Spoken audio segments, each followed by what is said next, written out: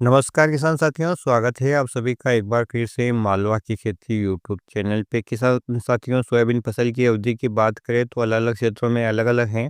8-10 दिन, 10 से 15 दिन या 15 से 20 दिन तक की फसल अलग क्षेत्रों में हो सकती है। किसान साथियों, इस बार बोवनी में बहुत ज़्यादा परेशानी आई है। कुछ किसान भाइयों को डबल बोवनी करना पड़ी है। बीज निगम से भी बीज लाने के बाद भी किसान साथियों इस प्रकार की समस्या आई है। किसानों के साथ बहुत धोखा रहा है, कई बार प्रकृति करती है तो कई बार कुछ व्यापारी और कंपनियां। जिन किसान भाइयों की फसल बची हुई है और जो किसान भाई बुआई के समय खाद नहीं दे पाए हैं, उन किसान भाइयों के लिए खास वीडियो है। तो कुछ किसान भाइयों के किसी भी कारणवश बुआई के समय या बुआई से पहले वो किसी भी प्रकार का फर्टिलाइजर नहीं दे पाते हैं, तब उनकी फसल की ग्रोथ उन्हें कमज़ोर लगने को मिलती है और वो सोचते हैं कि खड़ी फसल में हम इसका प्रयोग कर लेंगे। तो किसान साथियों, इसके बारे में मैंने पिछले एक वीडियो में भी आपको बताया था कि जो फर्टिलाइजर या खाद देने का समय है किसान साथियों, वो बेस्ट समय कौन-सा है, उसका क्या फ़र्क पड़ता है। हालाँकि अभी आपके पास समय है क्योंकि आपकी फसल अभी वेजिटेटिव ग्रोथ की ओर ही चल रही है। किसान साथियों, हमारी सोयाबीन फसल की हम बात करें तो मुख्य रूप से इसे 2 चरणों में बाँटा गया है और हर एक चरण में किसान साथियों 3 से 4 चरण होते हैं और किसी-किसी चरण में तो 8 चरण भी होते हैं। इसलिए हम यहाँ मोटी-मोटी बात करेंगे, आपको मैं ज़्यादा कन्फ्यूज़न की स्थिति में नहीं ले जाऊँगा। हम यहाँ पर 2 चरण की बात कर रहे हैं कि पहला जो चरण होता है किसान साथियों, अंकुरण से शुरू होता है और फूल आने की पूर्व अवस्था तक होता है। ये होता है वानस्पतिक वृद्धि अवस्था, यानी इस समय आपके पौधे का स्ट्रक्चर बनता है, वो मजबूत बनता है, बड़ा बनता है, चौड़ा बनता है। उसमें जो शाखाएँ निकलने की जो पत्तियाँ हैं, वो तैयार होती हैं। किसान साथियों, इस समय आपका पौधा दोनों तरफ यानी उसकी जड़ें भी बढ़ती हैं और उसका तना भी बढ़ता है, उसकी पत्तियाँ भी बढ़ती हैं। इस समय उसे सबसे ज़्यादा मात्रा में पोषक तत्वों की ज़रूरत है क्योंकि उसको दोनों तरफ विकास करना है तो उसे भरपूर पोषक तत्वों का प्रयोग करना होगा और इस समय किसान साथियों पौधे को यदि पोषक तत्वों का स्ट्रेस या ड्राई स्पेल का स्ट्रेस या लगातार बारिश होना, इस प्रकार से कोई भी तनाव जब पहुँचता है तो निश्चित रूप से जो पौधे की जो ग्रोथ है वो प्रभावित होती है। और आप अच्छी तरह से जानते हैं कि जब तक पौधा अपना पूर्ण रूप से सही ढांचा नहीं बना पाएगा तो वो अच्छा उत्पादन कैसा दे पाएगा। खासकर कुछ किसान भाइयों की फसल जो सीधी रह गई है, वो किसान भाई भी इस समय इस वीडियो को ज़रूर देखें और यदि जानकारी अच्छी लगी हो तो सब फॉलो ज़रूर करें। जैसा मैंने कहा है कि जितना पौधे का मजबूत ढांचा होगा, वो आगे चलकर रोगों और कीटों से वैसा ही लड़ पाएगा और किसान साथियों उसमें जब पौधे का पूर्ण विकास होगा तो उसमें फूल भी अच्छे आएँगे और फलियाँ भी अच्छी आएँगी और दाने भी अच्छे भरेंगे। तो यदि आपने बुआई के समय डीएपी या बारह 16 किसी भी प्रकार का फर्टिलाइज़र नहीं दिया है जो आप अधिकतर यूज़ करते हैं जिनको आपको रिज़ल्ट मिला है। किसान साथियों, पोषक तत्वों को देने का विकल्प कई हो सकता है, डीएपी और पोटाश हो सकता है, 12-32-16 हो सकता है, 20-20-0 13 और पोटाश हो सकता है या अन्य प्रकार का कोई फर्टिलाइज़र हो सकता है। हमें इनके विकल्प की ओर न ध्यान देकर हमें ये देखना है कि हमें अधिकतम पोषक तत्व सस्ते रूप से कैसे मिल रहे हैं और उसकी पूर्ति हम कैसे कर सकते हैं, उसकी वांछित मात्रा की कितनी आवश्यकता होगी। यूँ तो किसान साथियों वांछित मात्रा की बात करें तो सही जानकारी हमें केवल मिट्टी की जाँच से ही पता चल सकती है कि हमारे खेत में कौन से पोषक तत्वों की कमी है, कौन से की अधिकता है। लेकिन सभी के लिए संभव नहीं है, सभी किसान भाई ऐसा नहीं करा पाते हैं।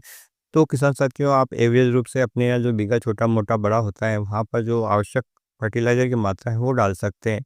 सामान्यतः हमारे एरिया में तो किसान साथियों 25 से 30 किलो डीएपी या बाराबत्ती 16 का प्रति बीघा के हिसाब से प्रयोग किसान साथी करते हैं। आपके क्षेत्र में भी जो बीघा है वो छोटा बड़ा हो सकता है। एकड़ के हिसाब से बात करें किसान साथियों, सीधा जो सभी के लिए सिद्ध होता है वो 50 किलो ही खूब है। बहुत है क्योंकि किसान साथियों इसमें नाइट्रोजन, फास्फोरस, पोटाश मिल जाता है।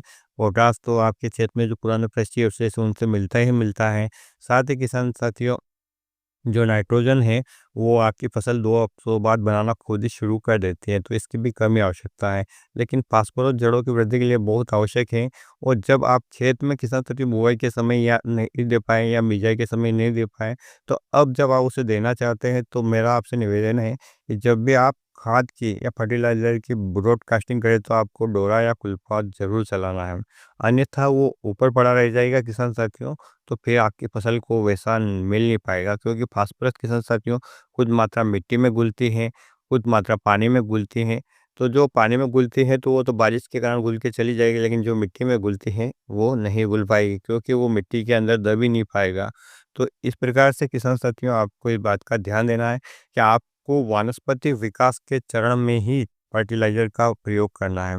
यदि किसी कारणवश किसान साथियों आप वानस्पतिक चरण में यूँ कहें कि आप जब पौधे के फूल की अवस्था आती है उससे पहले-पहले खाद नहीं दे पाए हैं, तब आपको आपकी फसल की अवस्था से उसमें जो वाटर सॉल्युबल फर्टिलाइज़र है उसका प्रयोग करना है।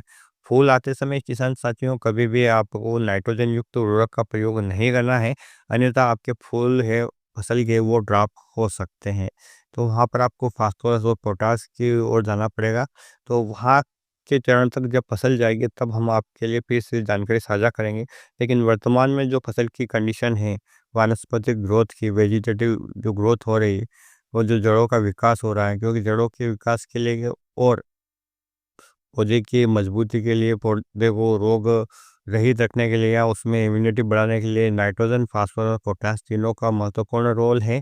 और सल्फर भी यदि आप डालते के साथ-साथ तो आपकी फसल में हरापन बना रहता है, जिससे कि प्रकाश संश्लेषण की क्रिया है, वो और भी आसान हो जाती है और आगे चलकर भी आपके पौधे में तेल की मात्रा और किसान साथियों दाने में चमक की मात्रा को ये बढ़ाता है। तो किसान साथियों मेरा आपसे यही कहना है कि यदि आपने बुआई के समय या बुआई से पूर्व कोई फर्टिलाइज़र नहीं दिया है, तब आपके किसान साथियों 20 से 25 दिन तक का समय रहता है, डोरा या कुल्पा चलाने के समय आप दे सकते हैं। हालाँकि ये उतना काम तो नहीं करेगा लेकिन करेगा। जितना पूर्व बिजाई से पूर्व जितना काम उससे लिया जा सकता था उतना तो नहीं फ़ायदा आपको मिलेगा लेकिन मिलेगा ज़रूर। हाँ, बस मात्रा थोड़ी ज़्यादा लगेगी और थोड़ा-सा आपको कम फ़ायदा देखने को मिलेगा बिजाई के समय। तो किसान साथियों किसी भी चीज़ को लेने का सही समय होता है। जब पौधा शुरू से ही अच्छी ग्रोथ करने लगता है, तभी उसका सही से विकास होता है। मैं एक उदाहरण द्वारा आपको समझाऊँ किसान साथियों तो जो बच्चा छोटा यदि कुपोषण का शिकार हो जाता है, तो बाद में उसको किसी भी प्रकार की खुराक कोई लाभ नहीं देती है। समय रहते ही आपको अपनी फसल को कुपोषण से बचाना है, उसे पोषक तत्वों की पूर्ति करना है। और यदि किसी हिसाब से आपने बिजाई के समय आपने अच्छा खाद उसे दिया है, अच्छे पोषक तत्व दिए हैं, फसल अभी भी हेल्दी दिख रही है और फसल में यदि सीधी रह गई तो आप किसान साथियों 19-19-19 का कीटनाशकों के साथ प्रयोग कर सकते हैं। ये जो तरीका है वाटर सॉल्युबल फर्टिलाइजर का तुरंत आपकी फसल को अवेलेबल हो जाता है और आपकी फसल को ये पोषक तत्व पर्याप्त मात्रा में मिलने लगते हैं। कई बार क्या होता है हम खाद तो दे देते हैं ज़मीन से, लेकिन फसल उसको ले नहीं पाती है। ले नहीं पाती मतलब किसान साथियों किसी भी प्रकार का रोग उसमें लग जाए, किसी प्रकार का उसको तनाव आ जाए।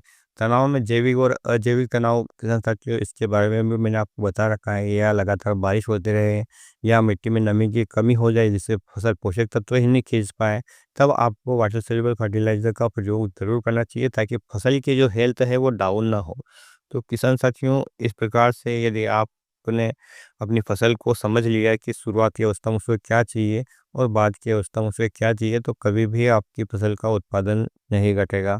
सबसे अच्छी खाद किसान साथियों गोबर की खाद है। इससे न श्रेष्ठ कभी खाद हुई थी न आगे होगी।